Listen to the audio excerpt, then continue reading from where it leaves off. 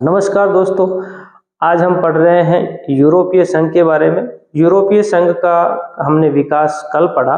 आज हम पढ़ेंगे कि यूरोपीय संघ के क्या-क्या सफलताएं हैं और क्या-क्या विफलताएं उनके सामने रही हैं। विश्व में उनका क्या महत्व रहा है, क्या अंदर उसकी चुनौतियां हैं। तो इनमें से एक क्वेश्चन बहुत इम्पोर्टेंट बन सकता है कि यूरोपीय संघ की कौन-कौन सी सफलताएं रही हैं। अगर थोड़ा सा आगे एग्जामिनर बढ़ा तो उसके बारे में पूछा जा सकता है कि यूरोपीय संघ का महत्व बताइएगा। ये भी पूछा जा सकता है, बहुत बड़ा क्वेश्चन बन सकता है। यूरोपीय संघ का महत्व 5 नंबर का एक क्वेश्चन बन सकता है या 4 नंबर का बड़ा क्वेश्चन बन सकता है। अगर हम छोटे क्वेश्चन की बात करें तो यूरोपीय संघ के सामने कौन कौन सी चुनौतियां हैं, जैसे हमने आपने जैसे पढ़ा था कि अमेरिकी वर्चस्व के सामने कौन कौन से अवरोधक हैं, बाधाएं हैं, चुनौतियां हैं, उनके बारे में आपने पढ़ा। तो ऐसे ही इस संघ के बारे में भी आप पढ़ेंगे कि उसके सामने कौन कौन सी बाधाएं आई हैं। तो चलिए हम शुरू कर देते हैं कि बाधाएं कौन कौन सी हैं। अभी हम पढ़ेंगे कि यूरोपीय जो यूनियन है, यूरोपीय यूनियन, इसका विकास हमने कल पढ़ लिया था। अब हम पढ़ेंगे इसकी सफलताओं के बारे में, क्या क्या सफलताएं इसकी रही हैं। कल मैंने आपको बताया था कि 1993 के अंदर इन्होंने एकीकृत बाजार प्रणाली शुरू कर दी थी। एकीकृत बाजार प्रणाली से तात्पर्य यहाँ ये होता है कि ऐसी व्यवस्था जिसमें जो शुल्क है, एक दूसरे के देश में जब व्यापार करते हैं तो वहां पर कुछ टैक्स लगते हैं, तो उन टैक्सों को वो समाप्त कर देते हैं। दूसरी चीज है कि टैक्सेशन जो व्यवस्था है, यानी कि यूं कहा जाए कि जो सभी देश हैं उनकी जो कर प्रणाली है वो एक जैसी होती है। कोई भी देश विभेद नहीं कर सकता, अपने देश की वस्तुओं और बाह्य देश की वस्तुओं के मध्य विभेद नहीं कर सकता। दूसरी चीज है कि सरकार उनके ऊपर नियंत्रण नहीं रखती है, बल्कि मांग और आपूर्ति पर निर्भर करती हैं चीजें। तो एकीकृत बाजार व्यवस्था से, जैसे हमारे यहाँ पर जो है आपने देखा होगा जीएसटी के बारे में आपने सुना है, गुड्स एंड सर्विस टैक्स, है ना। यह भी इसी प्रकार की एक प्रणाली है कि पूरे भारत में सभी राज्यों में एक जैसी कर प्रणाली है यहाँ पर भी, ठीक है। तो 1993 में यहाँ पर बाजार प्रणाली लागू की गई। फिर आपने 1985 में भी पढ़ा था, सीमा नियंत्रण जो था वो समाप्त कर दिया था। नियंत्रण समाप्त कर दिया था। कौन सी संधि थी वो? सांगेन की संधि। आपको याद होगी सांगेन की संधि के बारे में कि जो सीमा नियंत्रण था वो सारे के सारे समाप्त कर दिए थे। बिना वीजा के और बिना लाइसेंस के आप एक देश से दूसरे देश में जा सकते हो, आप घूम सकते हो, वहां पर व्यापार कर सकते हो, अपना कारोबार स्थापित कर सकते हो। वहां किसी भी प्रकार के आपके ऊपर कोई भी बाउंडेशन या कर नहीं लगाया जाएगा, या फिर आपके ऊपर कोई शुल्क नहीं लगाया जाएगा। तो इस तरीके से यहाँ पर जो सीमा नियंत्रण था, जैसे भारत और पाकिस्तान के मध्य बॉर्डर है, अगर भारत का व्यक्ति पाकिस्तान जाता है तो पाकिस्तान की सरकार जो है उनके वेरीफाई करती है कि ये व्यक्ति हमारे देश में आ सकता है या नहीं आ सकता है।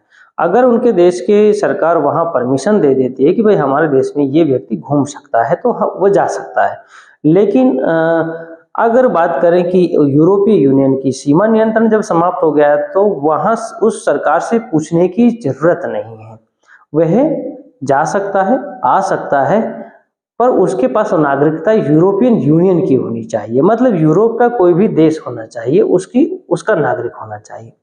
फिर हमने एक बात की थी 2002 में यूरो मुद्रा की,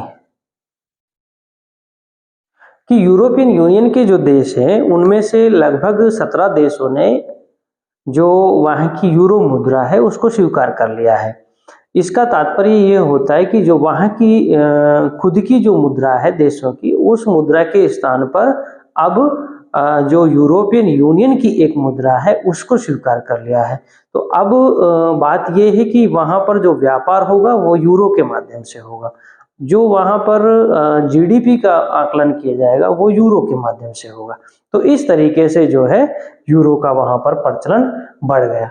लेकिन यहाँ पर हमने देखा एक दो चीजें और यहाँ पर जैसे अपनाई गई, जैसे राष्ट्रगान को अपनाया गया, यहाँ पर एक राष्ट्रगान को अपनाया गया। फिर यहाँ पर ध्वज भी इनका अलग है, इस ध्वज को भी अपना लिया गया। फिर कुछ ऐसे प्रतीक चिन्ह थे, प्रतीक चिन्हों को भी अपनाया गया जो सम्मिलित थे। यूनियन का एक स्थापना दिवस भी इन्होंने मनाया, स्थापना दिवस भी मनाया। मतलब बात ये थी कि जो यूरोपियन यूनियन 1957 में EEC मतलब यूरोपियन यूनियन इकोनॉमिक समुदाय की जो स्थापना हुई थी, जो आर्थिक प्रणाली को लेकर के हो रही थी, जो आर्थिक सहयोग के बारे में बात हो रही थी, अब वह किस में बदल गई है? धीरे धीरे राजनीतिक मंचों के रूप में बदल गई है। राजनीतिक क्षेत्र में सहयोग की बात करने लग गए हैं वो। अब यहाँ पर हम देख रहे हैं कि लेकिन ये चीजें कुछ देखा जाए इनमें भी कुछ समस्याएं हैं। जैसे मान लेते हैं कि इन्होंने 17 देशों ने ही इसको अपनाया ना। कुछ लोगों ने जैसे एकीकृत बाजार प्रणाली है, जिसमें आपके डेनमार्क है और स्वीडन है। इन्होंने कहा कि एकीकृत बाजार प्रणाली ठीक नहीं है, इसे नहीं अपनाया जाना चाहिए। फिर आप देखेंगे कि इसके अलावा 2016 के अंदर ब्रेग्जिट हो गया ना, ब्रेग्जिट हो गया मतलब ब्रिटेन का यूरोपियन यूनियन से बाहर होना। तो इसके अंदर कहीं ना कहीं हम देख रहे हैं कि अस्वीकृति भी यहाँ देखने को मिल रही है। तो अब हम ये भी पढ़ लें, जहाँ ये सफलताएं हैं या यूं कहा जाए सहयोग हो रहा है, तो असफलताएं भी हम देख लें कि कहाँ कहाँ पर इनके मध्य जो है अभी सहयोग नहीं बन पा रहा है। तो उनके बारे में हम चर्चा कर लें, क्योंकि हर चीज के ऊपर चर्चा करना बहुत जरूरी है। इसके ऊपर बात करेंगे हम विफलताओं के बारे में बात करें। विफलताएं कौन कौन सी हैं? यूरोपियन यूनियन के देश चाहते थे कि एकल संविधान होना चाहिए,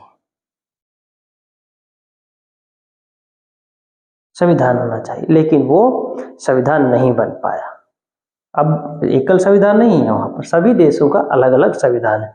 इन्होंने कहा कि देखिए, जो स्थानीय सरकार है उसके पास जितनी शक्तियां हैं उन्हें हम यूरोपियन यूनियन को नहीं दे सकते, उतनी शक्तियां हम यूरोपियन यूनियन को नहीं दे सकते।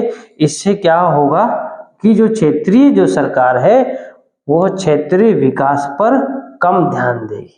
मतलब ये कि इसका अपने क्षेत्र के ऊपर प्रभाव कम हो जाएगा और दूसरे क्षेत्रों के ऊपर प्रभाव समांतर रूप से बढ़ जाएगा और एक देश दूसरे देश के मध्य हस्तक्षेप करने लग जाए। इससे एक और समस्या खड़ी हो सकती थी, जातीय समस्या, जिसको हम नस्लीय समस्या वहां कहते हैं।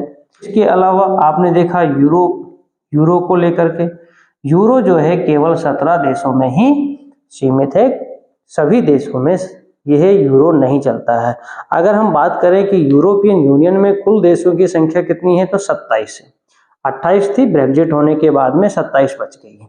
तो अभी यहाँ देखिएगा कि कुल सदस्य संख्या यूरो के अंदर कितनी है, 17 है। तो अन्य जो देश थे वो विरोध कर रहे हैं। इसके अलावा आप देखेंगे जो साम्यवादी खेमे के देश थे, कुछ देश चाह रहे थे कि इन्हें किसमें लिया जाए, EU में लिया जाए, और कुछ लोग क्या कर रहे थे, इनका विरोध कर रहे थे। तो विरोध भी करना किसी हद तक जो हमारे काफी दिनों तक दुश्मन रहे हैं और जिनकी आचार विचार व्यवहार और व्यवस्थाएं हमसे बिल्कुल भिन्न रही हों, आज हम उन्हें कैसे स्वीकार कर सकते हैं, या यूं कहा जाए उनके ऊपर किस प्रकार से विश्वास कर सकते हैं। तो यहाँ पर भी विरोध देखने को मिला था इनका, पर यह था कि इसके सदस्य बना लिए गए। सुरक्षा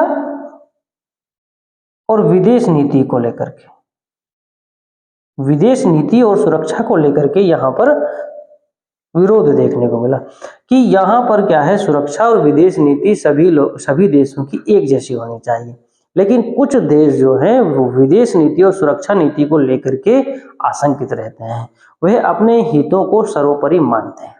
जैसे मान लेते हैं इराक के ऊपर जब अमेरिका ने हमला किया तो ब्रिटेन ने उसका साथ दिया, जबकि दूसरे जो अन्य देश थे जैसे फ्रांस और जर्मनी, इन्होंने इस हमले का विरोध किया कि भाई आप जो है किसी भी देश की संप्रभुता पर आक्रमण नहीं कर सकते, किसी भी देश के घरेलू क्षेत्र में हस्तक्षेप नहीं कर सकते, वो आपको अधिकार नहीं है।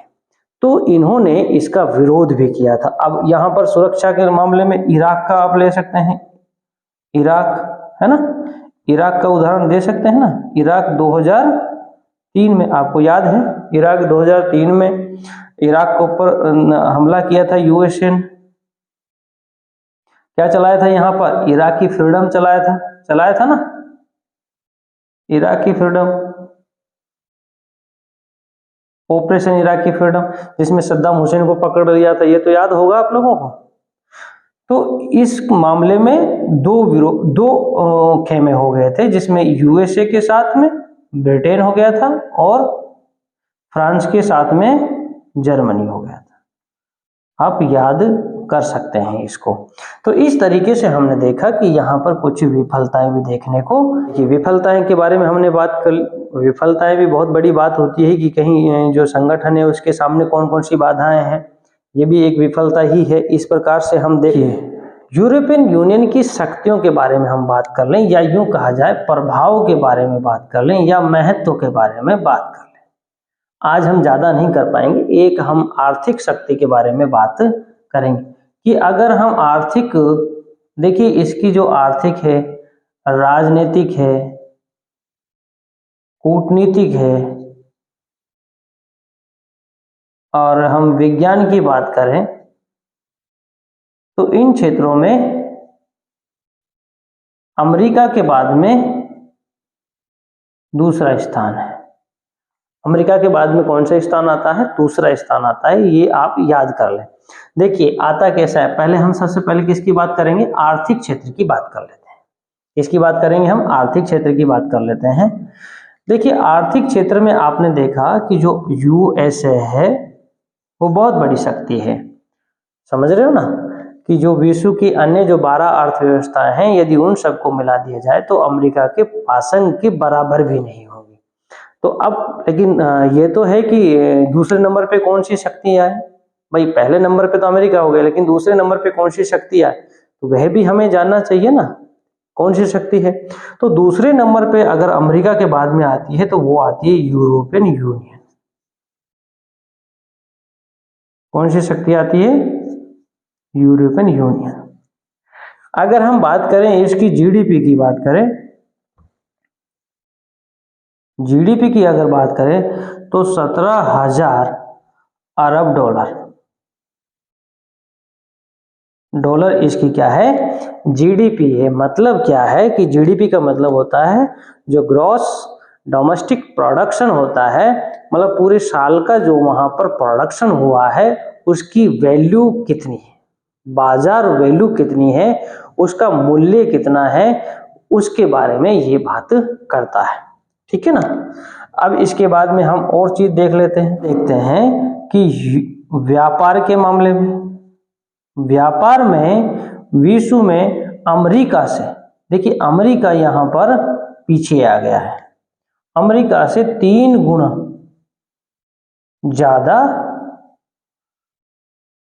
व्यापार ये विश्व में करता है। मतलब व्यापार के क्षेत्र में यह अमेरिका से बहुत ज्यादा बड़ा है।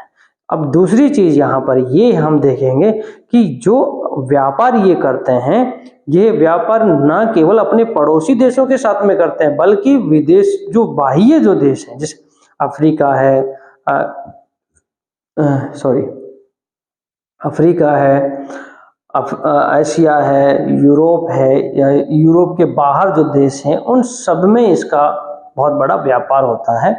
या यूं कहा जाए कि अमेरिका से 3 गुना ज्यादा व्यापार ये लोग करते हैं इनकी जो व्यापार में जो वैश्विक हिस्सेदारी है बहुत ज्यादा है, अमेरिका से कई गुना ज्यादा व्यापारिक हिस्सेदारी, ये भी हम इसके कह सकते। यूरो मुद्रा की, इसकी बात करेंगे, यूरो मुद्रा की बात करेंगे। आपको पता है कि जो डॉलर है उसका वैश्विक रूप से प्रभाव बहुत ज्यादा है। जैसे मान लिया जाए, कभी भी आपने देखा होगा, जब भी कोई देश किसी भी मुद्रा को सुरक्षित मान करके लेता है तो वह डॉलर है। व्यापार भी करेगा तो वो किस में करेगा, डॉलर में करेगा, क्योंकि उसे लगता है कि डॉलर जो है वो एक सुरक्षित मुद्रा है, उसकी वैल्यू में कभी ज्यादा गिरावट देखने को नहीं मिलती है। जैसे भारत की जो मुद्रा है वर्तमान में, जैसे अभी लगभग 75, 76, 78 तक ये डॉलर के मुकाबले गई है, यानी कि हमारे यहाँ के 78 रुपये और $1 का मूल्य बराबर है। अगर हम बात करें कि जैसे महीने में हो सकता है कि हमारे जो रुपए हैं उनकी वैल्यू और कम हो जाए, मतलब 78 से 80 पहुंच जाएगा तो उसको दो रुपए का घाटा होगा। अगर वह डॉलर खरीद लेता है तो उसमें ज्यादा उतार चढ़ाव नहीं आता, वह सुरक्षित माना जाता है, इसलिए ज्यादातर जो लोग हैं वह डॉलर को पसंद करते हैं। तो इसके अलावा अगर हम बात करें कि जब व्यापार बहुत ज्यादा हो रहा है यूरोप के जो देश हैं, तो अब वो किस में व्यापार करें, तो उनकी जो मुद्रा है उसको भी सुरक्षित माना जाता है, वहां की जो मुद्रा है उसको भी सही माना जाता है, उसको भी हस्तांतरणीय माना जाता है। तो डॉलर जो है उसको चुनौती देने वाली जो मुद्रा है तो वो कौन सी है, यूरो है। अगर आपको सच बताएं क्या, अगर यूरोप के जो अन्य जो देश हैं, 17 देशों के अलावा जो अन्य जो देश हैं, यदि इसे अपना लेते हैं तो अमेरिका का जो डॉलर है उसकी वैल्यू में कमी हो जाएगी, यूरोप के जो यूरो है उसका प्रभाव बढ़ जाएगा। तो अमेरिका को अभी भी चिंता है कि यूरो जो है उसकी मुद्रा लगातार प्रभावी बनती जा रही है, उसका वर्चस्व होता जा रहा है, इसको किसी भी तरीके से कम किया जाए। समझ में आया?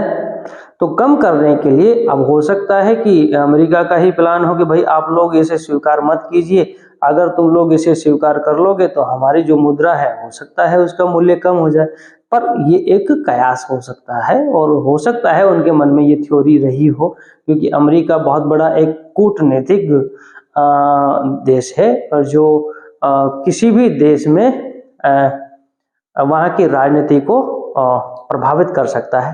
जैसे अभी पाकिस्तान के इमरान खान जो पूर्व प्रधानमंत्री, उन्होंने भी आरोप लगाया कि अमेरिका ने पाकिस्तान में राजनीतिक हस्तक्षेप करके मेरा जो तख्ता पलट कर दिया, ठीक है ना। और अभी जो है शाहनवाज साहब जो वहाँ के प्रधानमंत्री हैं, उनको क्या बना दिया है, प्रधानमंत्री बना दिया है। तो अमेरिका क्या है, पाकिस्तान विरोधी गतिविधियां वहां चला रहा है। तो इस तरह के उन्होंने आरोप लगाए।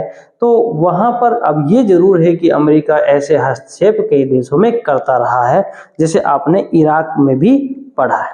अगर हम बात करें व्यापार के मामले में, अगर व्यापार के मामले में किसी भी देश के साथ में यदि इनका विरोध होता है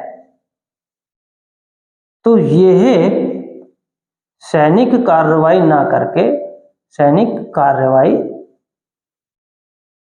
ना करके, बातचीत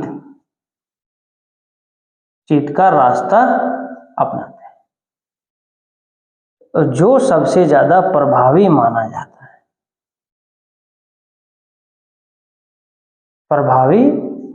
है, यही देखने को यहाँ पर मिला। इसको कहते हैं हार्ड डिप्लोमेसी के स्थान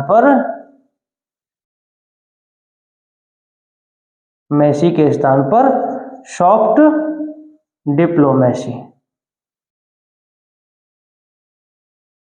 क्या कहते हैं इसको, हार्ड डिप्लोमेसी के स्थान पर सॉफ्ट डिप्लोमेसी, मतलब आप लड़ाई के स्थान पर बातचीत को महत्व दें। तो आर्थिक प्रभाव हमने देखे, और दूसरी चीज हमने एक चीज और देखी कि अगर जो व्यापारिक जो संगठन है वैश्विक, उनमें भी इनका प्रभाव रहा है, जैसे WTO। डब्ल्यूटीओ जैसे अंतर्राष्ट्रीय जो संगठन है उसमें भी इनका प्रभाव देखने को मिला है, या यूं कहा जाए कि यूरोपियन यूनियन सामूहिक रूप से वहां पर अपना प्रभाव दिखाता है और इनकी बात को स्वीकार किया जाता है, ऐसा भी माना जाता है। और कई बार ऐसे मौके आए हैं जिसके कारण से यूरोपियन यूनियन का जो प्रभाव है वो डब्ल्यूटीओ में देखा गया। ठीक है, तो आज हम अभी इतना ही पढ़ेंगे क्योंकि ज़्यादा लंबा वीडियो बन रहा है। तो आज हमने बात की कि जो यूरोपियन यूनियन की सफलताएं कौन कौन सी हैं, विफलताएं कौन कौन सी हैं, और अंतर्राष्ट्रीय स्तर पर जो यूरोपियन यूनियन है उसका आर्थिक प्रभाव क्या है उसके बारे में हमने चर्चा की। तो कल हम इसके बाद में हम चर्चा करेंगे कि रक्षा क्षेत्र में, ऊर्जा क्षेत्र में हम बात करेंगे, इनके प्रभाव की बात करेंगे, हम सैनिक क्षेत्र में इसके प्रभाव की बात करेंगे, विचारधारा के स्तर पर भी हम बात करेंगे। तो इनके अन्य जो प्रभाव है उनके बारे में हम बात करेंगे। फिर अगला जो है राजनीतिक प्रभाव के साथ साथ हम बात करेंगे इसमें जो आंतरिक चुनौतियां और कौन कौन सी हैं उनके बारे में।